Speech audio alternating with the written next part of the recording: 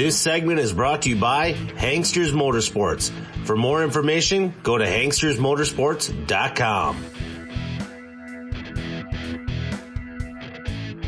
All right, we're on our second food plot today. John and Jason helped us last year plan it. We're back here again. What do you suggest that we put on here this year? So based on the layout of the field here, what we're going to suggest for this particular plot is Fall Draw and Frosty Delight. The great pros to both of these mixes is the Fall Draw is going to be more of your mid-fall to mid-November type mix. We're going to have this one definitely planted closer to the tree stand where you're hunting.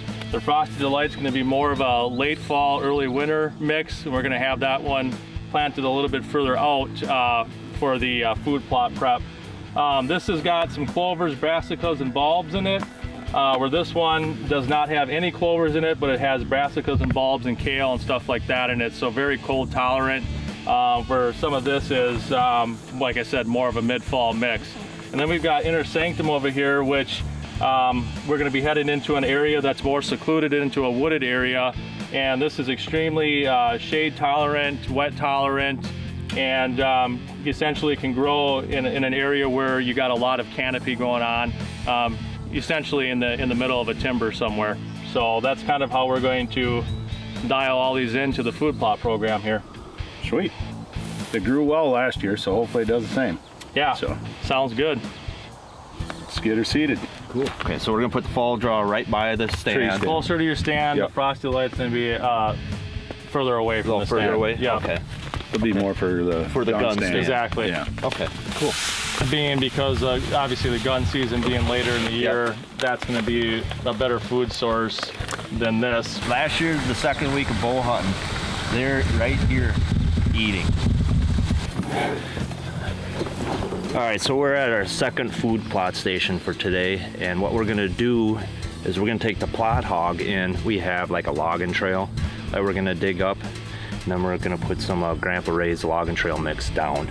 So we're gonna take the cultivator, because it's never been touched before, so what we gotta do is dig it, and then we'll bring in the disc. Yep, so let's stick with us, and let's go check this out. It works awesome.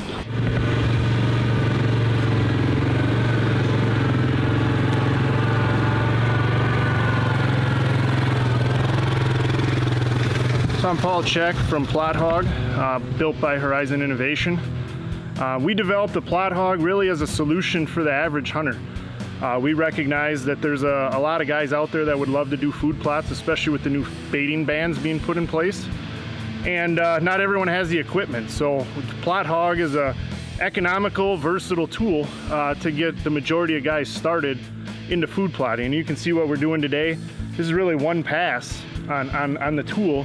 And we're pretty close to planning here, and I don't think this has been worked before ever. So it's doing a great job, but this environment right here is exactly why we developed the PlotHog. Really just a tool, get back in the woods on a logging trail and be able to rip some dirt and be able to plant quickly. So that's really what the tool is designed to do.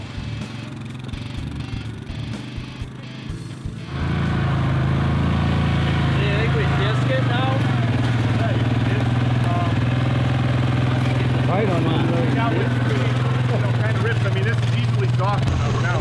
You might not even need to. I mean, you could plant this almost. I mean, you get a little bit of rowing in your dirt, but So you think we just cultipack it? but yeah, you'll end up cultipacking it anyway. You're right. Yeah, so we'll just spread it like this and then cultipack it? You could do that, yeah. Cody Lawrence, we're doing some plot scouting down here in southern Wisconsin on our property. We have John O'Brien out here and kind of go over what we have to fix a little bit in our food plot and go over what to do this fall with it. As I was out here driving around looking at the fields, we have some potassium deficiency symptoms. We also have some weeds. There's a couple strips here for whatever reason became grassy.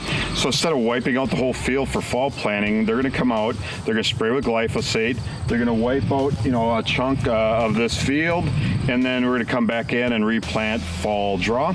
We're going to be thinking about a plot rotation. So again, these areas that are Fall Draw this fall, next spring they'll come in and work on some soil health building organic matter. So again, then the other half, that isn't killed off this fall will be killed off next year at one point in time, depending on what Mother Nature tells us. And then again, in that area, we'll work on building some soil organic matter. So again, everybody has situations like this that aren't perfect, and there's a couple of things you can do. Work on some short rotation perennials to improve your overall soil health.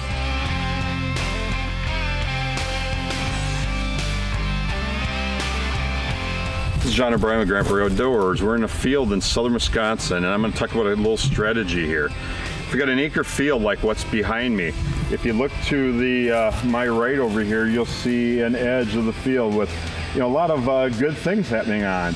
You could be making a mock scrape. We'd want to create a scrape line typically with clovers, perennials, alfalfas, chicory. Could it be 10 yards wide, 20 yards wide? That's what I would prefer. Running the length of the field. And again, at the end of the field, there's an existing stand location. Will help keep the deer closer to the edge to help out when you're trying to bow hunt them. And then what we'll do, the rest of the field, well, in an ideal situation, we could be rotating fall blends, whether it be frosty delight, grains and greens, fall draw, bulbs galore, to give yourself 365-day nutrition. And again, if you're gun hunting, yep, you can reach those areas farther away from a stand in those cold tolerant brassicas. And when you're bow hunting, you're typically going to be bow hunting right off the edges.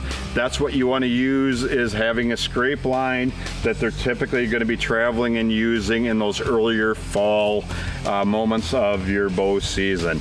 That's a little strategy with John with Grandpa Outdoors. Right here's the real buck hunters right here, boys and girls. Welcome to our world.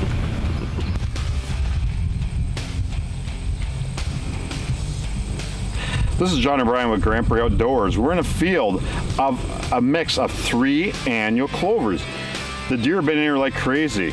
What we're talking about today is our future, setting ourselves up with a plot rotation. We're going to cut the middle of this field down and plant corn next year. Over the edge of the field, to my right, we're going to be using some deer and bird mix, which is an all-season mix for, of course, deer and different species of birds. And on my far left, we'll end up using a soil builder product in the spring. So again, that'll also be a fall brassica strip. So what we're gonna do is we're gonna have a 3-year rotation. The beauty of this 3-way annual clover mix is it's outstanding nutrition.